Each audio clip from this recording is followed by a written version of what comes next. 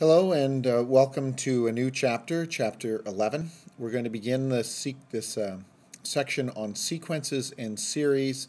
Today I'll be doing section 11.1.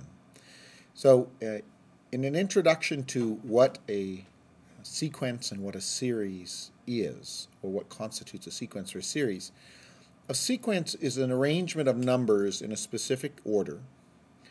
And each of the numbers in the sequence are called terms. So for the sequence 3, 6, 9, 12, 15, you can see that 3 is the first term, and 6 is the second term, and 9 is the third term, and 12 is the fourth term, and so on. So you can see that the term is being identified by its place in the sequence. Okay, so they're in a specific order, and the term's location in the sequence derives its name. So the first term here is 3, the second term is 6, the third term is 9, the fourth term is 12, and the fifth term is 15.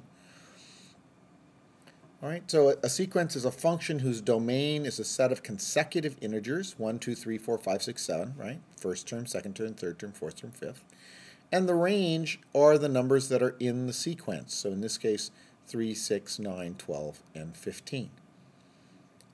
If we are going to deal with notation of a sequence, when a sequence has a specific ending, it's called a finite sequence. So 3, 6, 9, 12, 15, that is a finite sequence. Whereas when we've got these dots here at the end, this is an infinite sequence, meaning it's going to go on and on and on forever. Okay, so basic vocab on finite and infinite sequences. Now, if I want to write terms in a sequence, this is a standard notation for a sequence. And you'll see over here, we've got this item a sub n, and that means a term of the nth place can be found by what place it is. So if I would like to write the first 6 terms of any sequence, a sub 1 would be 1 plus 3. So you see the term's place goes here in place of the n. Okay, so the second term, a sub 2, would be 2 plus 3.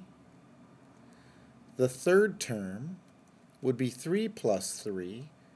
The fourth term would be 4 plus 3.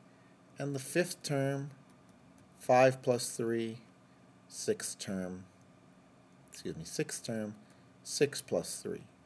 So this would be 9, 8, 7, 6, 5, and 4. Okay, for this sequence.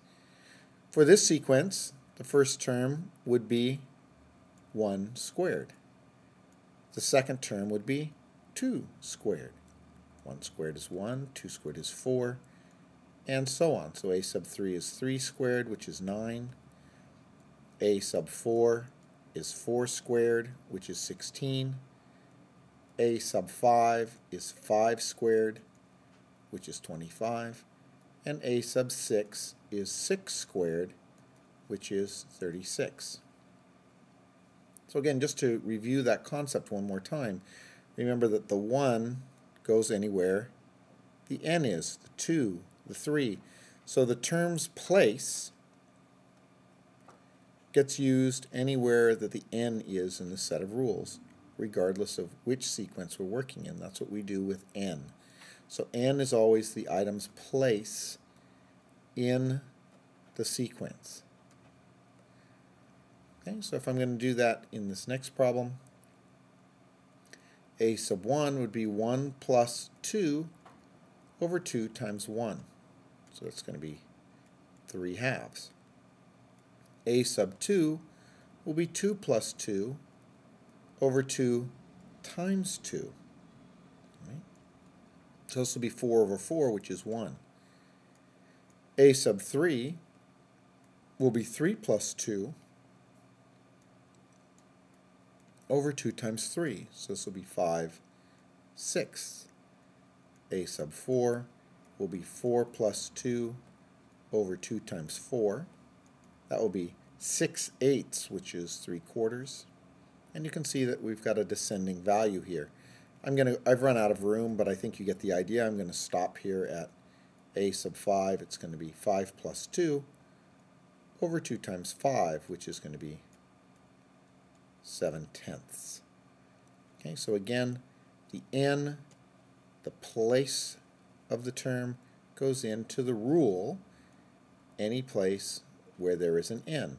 And these items here are called explicit rules for a sequence. And what an explicit rule does is it allows you to find a term based on its place in the sequence. So if I want to find the second term, I take 2 and I plug it in place of n. And that's what these rules are used for.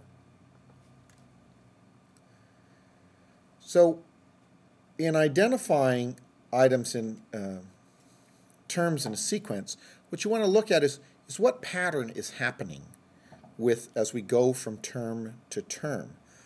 And as we move on in this chapter, we're going to deal with some very specific types of sequences. But for right now in 11.1, we're just going to kind of figure out what happens as we go from term to term. So you can see that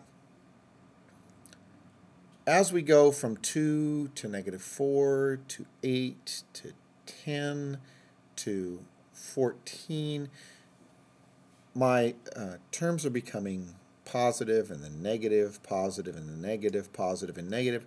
And what could make something like that happen? That's what you kind of want to look at. So in trying to identify the pattern here, we want to look at what is happening as I go from term to term. Well, if I go from 2 to 4, I multiplied by -2. If I multiply by -2 again, I could get 8, right? So we're starting off multiplying by -2, but if we stayed in that pattern, this would be -16, and it's not that. Remembering this is the first term, a second term, third term, fourth term, fifth term. So how does the place relate? Well, this is 2 to the first power, 2 to the second power, 2 to the third power. But now this breaks the pattern. So you see it's not quite the same. Okay? If we look at this item, 1, 2, 3, 4 terms, you can see there's a relatively simple progression. We're going up by 3 every time. So I know that the next term in this sequence is going to be 13. Okay, so 1 to 4 was 3, 4 to 7 was 3, 7 to 10 was 3. So the next term here is going to be 13. Another thing we need to learn about is something called summation notation, and this brings us into the idea of a series. So remember, a sequence was a group of terms in a specific order. When the terms of a sequence are added together, it is called a series. Okay, so when terms of a sequence are added, the result is called a series. Okay, so in the case of this particular sequence, if the sequence was 3, 6, 9, 12, 15, 3 plus 6 plus 9 plus 12 plus 15 is a series. And this has a specific ending. So just like we had finite sequences, we also have finite series. This series ends very specifically at 15. You can see that this sequence, or this series, goes on forever. This is an infinite series. Okay, so again, the dots at the end tell you that it's going to go on forever. Summation notation is basically an instruction for finding the sum of a series. So this capital Greek sigma is used to tell you to find the sum of something. What's underneath the sigma is where you start. What's above the sigma is where you end in terms of the terms of the sequence. So this tells me to start with the first term and go to the fifth term, and then this is the general rule. So remember, if you're writing summation notation, the start goes underneath the sigma, end goes above the sigma, and the general rule, or the explicit rule, is what goes to the right of the sigma. So if I wanted to find the sum of this series, I would find each of the first 5 terms in the sequence using this general rule, and then I would add them together. Okay, so if I wanted to simply take these and write them in summation notation, first off, I want to look at how many terms I have. I have 1, 2, 3, 4, 5 terms. So I know that I wanted to find the sum of the series that goes from the first term to the 5th term, and then I would want to write this rule, okay, and that rule would go here. And so you can see that this is 4 times whatever number is the place in the series. So this would be 4 times I. And you'll notice they use the I and the N rather interchangeably in these. So you could also have written it this way, and it would still be correct. N is equal to 1. We're going to the 5th term, and it could be 4 times N. These are the same. There's really no difference between them. Here I've got an infinite series. I know because of the dots here at the end. So I know that I'm going to go from the first term to infinity, and then I need to figure out the rule here. So this would be 5 plus I in the numerator. I'm sorry, 4 plus I in the numerator.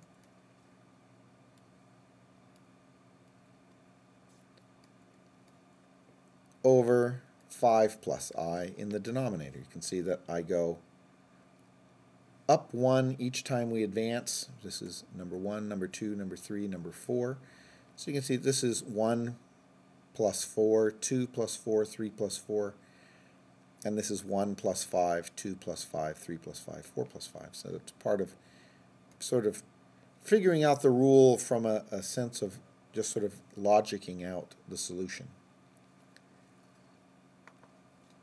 Okay, if we want to find the sum of a series in its most basic form, I know I want to go from the 0 term to the 5th term. Now that's a new idea.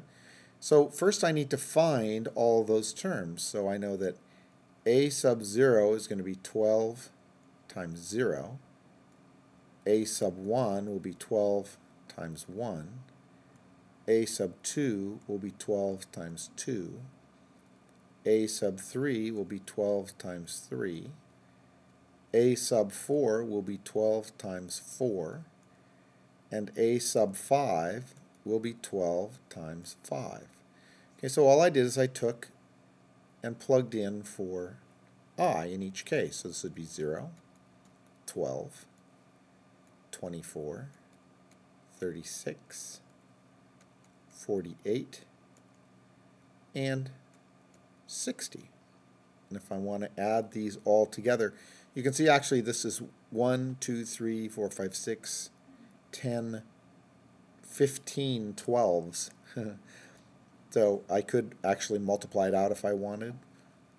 This seems fine. So I have 60 plus 60 is 120 plus 48 is 168 plus 12 would be 180. And that's the sum. Again, later in this section we're going to learn rules for finding, shortcutting to these sums of series without actually having to find all the terms and add them together. But for right now, we're doing it in its most basic form. Here we're going to go and find a sub 1, a sub 2, a sub 3, and a sub 4. And this is going to be 1 times 1 plus 2, 2 times 2 plus 2, 3 times 3 plus 2, and 4 times 4 plus 2. Well, 1 plus 2 is 3, times 1 is 3. 2 plus 2 is 4, times 2 is 8. 3 plus 2 is 5, times 3 is 15. And 4 plus 2 is 6, times 4 is 24. So we'll have 3 plus 8 is 11, plus 15 is 26, and 26 plus 24 is 50. So the sum of that series is 50.